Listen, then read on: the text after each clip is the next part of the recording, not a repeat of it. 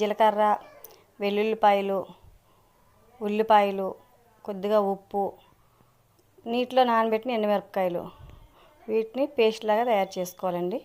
ఇది పక్కన పెట్టుకొని దోశలా వేసుకొని దోశ మీద ఈ పేస్ట్ని స్ప్రెడ్ చేసుకోవాలండి.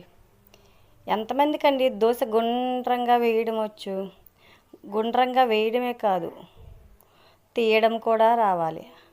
అలాగే జీవితంలో కష్టసుఖాలు, ఒడిదుడుకులు అన్నిటినీ తట్టుకొని జీవించగలిగితే జీవితానికి పరమార్థం. Thank you friends.